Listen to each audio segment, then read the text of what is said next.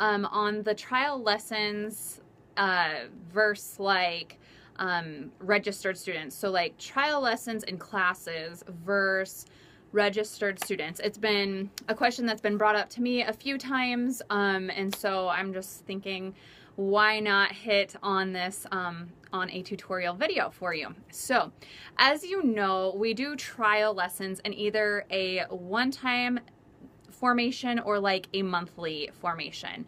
This is for someone that calls in that is interested in the program. However, you can tell they're just calling for information and to see what we are like. This is a great opportunity to you know, sell one of those, either like a trial lesson. And I always tell them on the phone, I'm like, hey, let's get your student in for an evaluation or a trial lesson, that type of thing. So you can use obviously just the one trial lesson if they're kind of wishy-washy. If they're like, oh yeah, this trial thing sounds great, then you definitely could use like the trial month. I mean, I try to give families the opportunity to choose, you know, so I definitely bring both of them up to them on the phone as I'm registering them for either one of those, and I just let them choose as to what their child feels like, or they feel like their child would benefit mostly from. So anyways, at this point, you know, you're on the phone with them, you're registering them, and you're filling out the registration form. You're also going to want to fill out the trial form. Like once you're off the phone and have the registration form filled out and you're like all ready to go, what you're going to want to do is then grab the trial form. It's in the top drawer, kind of to the back a little bit. But if you want to grab one of those, then you can fill it out. We only have one trial form, even though we've got like a trial month option and we have a trial lesson option. On the trial form itself, like right at the top, it says trial lesson, and you can check mark that one if it's trial lesson, or it's got a trial month, which you can check mark just which one it is. So you just do that to indicate exactly what type of trial this is. And this just makes things much easier. So, and then from there, that trial form is not going to get put into the student's folder. It's going to get put into the trial folders. And we've got a trial folder for like one lesson, and then we've got a trial folder for a month's worth of lessons. So you just make sure to put it into the correct folder to make things easier. Otherwise it just gets lost. I mean, and then we don't even really realize that they're a trial, because we do pull those each morning as we're getting ready for the day and stuff. So,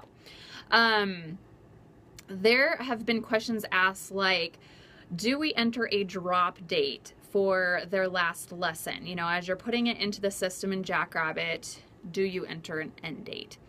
Yes, you do need to enter the end date. The end date is always going to be the date after their lesson. So that's what you want to choose into the system. However, I want to just stress that this is not a deal breaker. It's not a problem if you forget to enter in the end date.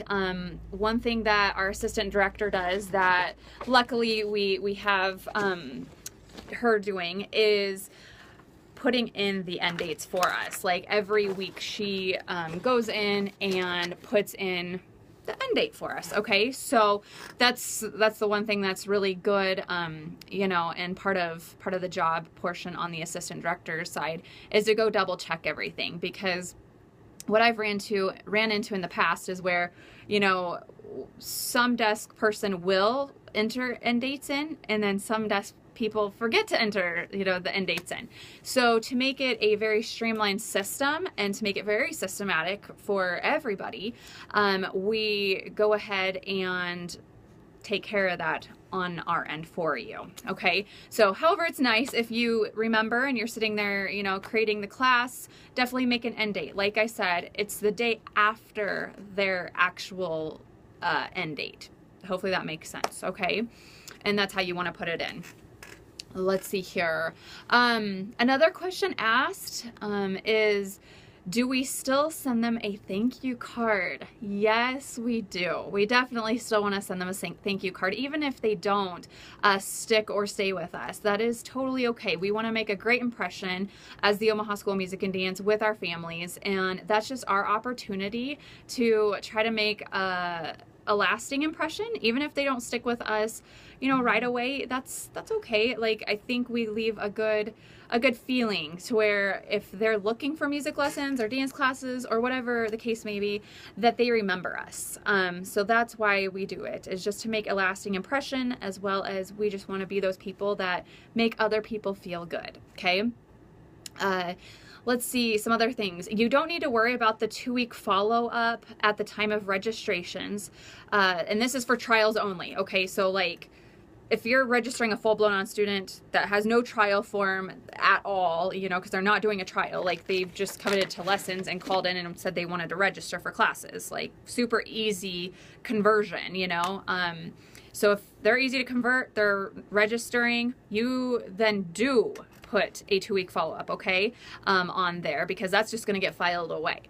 However, if they are a trial, what you want to do, you know, they're gonna come in for their trial, and at that point in time, you're gonna catch them after the class to say, hey, how did everything go? At that time, if they're like, oh, wonderful, we want to get started, and you're like, okay, great, we're gonna put you, you know, we're gonna charge the rest of the month fees, we're gonna do the registration fee. At that point in time, yes, you're gonna go ahead and put the 2-week follow-up call onto the folder and file it away in the Monday, Tuesday, Wednesday, Thursday, Friday, Saturday slots at the bottom part of that drawer. Under the 2-week follow-up calls, okay?